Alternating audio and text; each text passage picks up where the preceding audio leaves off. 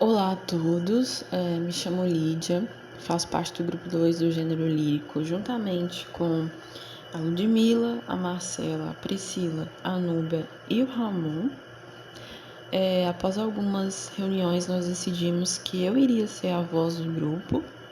Eu vou conversar um pouco sobre o gênero, mediante a um slide que nós criamos. Espero que gostem e que seja esclarecedor.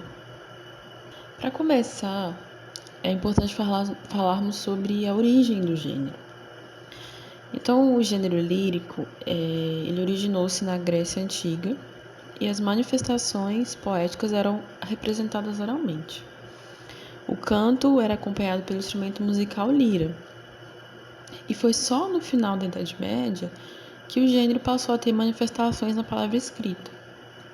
Então, conforme os poemas cantados foram afastando-se do acompanhamento musical, o texto passou a ser trabalhado formalmente através da divisão estrófica, com os versos, as metrificações e as rimas. Bom, a principal característica do gênero é a manifestação da subjetividade, de um eu confessando as suas emoções. Então, por isso que se dá o nome de eu lírico, que é a voz que se expressa no poema. Essa voz, no entanto, ela pode ser do próprio poeta ou não, porque ele pode materializar no poema com um eu lírico distinto do seu eu biográfico.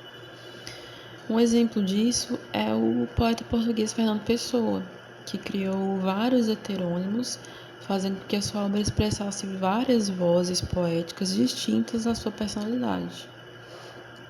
Então, é possível que um poeta com uma identidade masculina, por exemplo, crie um poema com eu lírico feminino, ou vice-versa. E a linguagem do poema lírico, né? Qual seria? Bom, no gênero lírico, normalmente é utilizada a linguagem conotativa, ou seja, as palavras são empregadas em seu sentido figurado. Assim, o poeta tende a alterar o sentido das palavras do cotidiano para atribuir a elas um sentido mais amplo. No gênero lírico também é muito comum a utilização das figuras de linguagem, como a literação, a assonância e o paralelismo, para que se consiga alcançar realmente a linguagem poética. Dentro do gênero lírico, existem as subdivisões dos poemas, que são estes aqui, que estão representados. Eu não vou me estender muito neste aspecto, em razão do vídeo ter que ser curto, né? Mas vamos nos atentar ao soneto, que é um dos tipos de poemas e que talvez seja o mais conhecido, o mais famoso. O soneto, ele é constituído por 2 estrofes com 4 versos e por 2 estrofes com 3 versos. Mas então, o que seria verso e estrofe, né? Os versos são as linhas que constroem o poema. É uma sucessão de sílabas ou fonemas que formam uma unidade rítmica e melódica. Já as estrofes é o nome dado ao agrupamento de versos de um poema.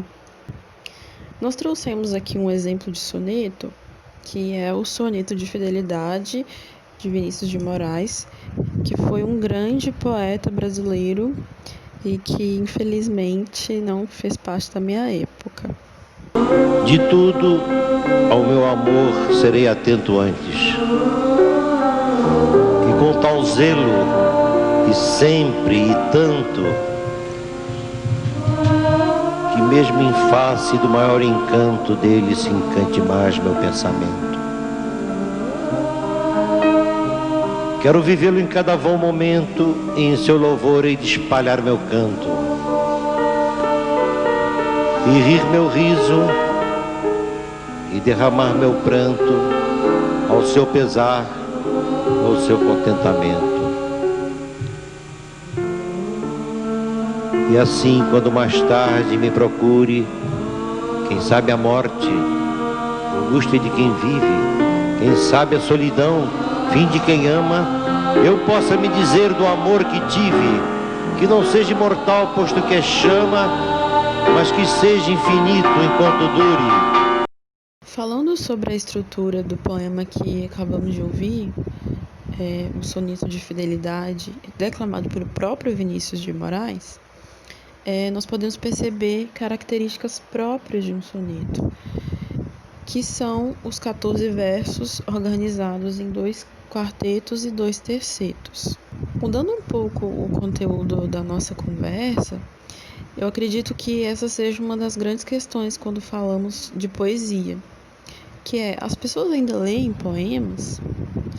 E ao contrário do que muitos pensam, apesar de não ser uma porcentagem muito alta, segundo o Instituto ProLê, em uma pesquisa realizada em 2008, revelou que o gênero poesia é o mais lido entre os jovens entre 11 e 17 anos.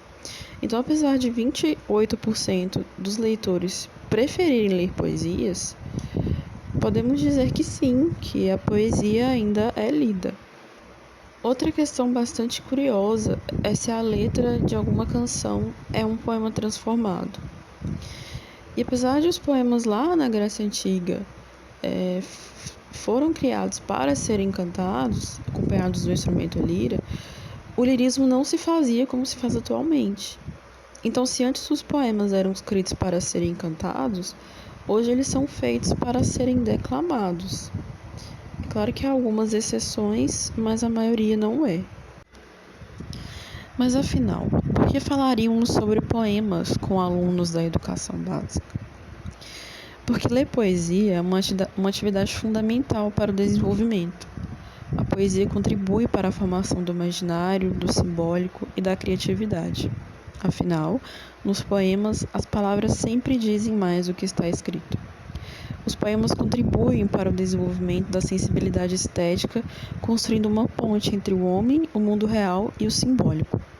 A leitura desses textos obriga o leitor a refletir sobre a melodia, a cadência e as pausas na construção de sentido, ajudando a dominar ritmos fundamentais como o da respiração, por exemplo. Poemas exploram de maneira muito inteligente a disposição da palavra no espaço do papel. Neles, os leitores podem aprender que textos literários vão além do conteúdo em si. A forma dos conteúdos, como ficam dispostas as palavras e como o espaço é utilizado também tem muito a dizer. As poesias permitem que se façam associações entre as palavras e a forma que estão dispostas, aumentando sua percepção sensorial e interpretação de textos.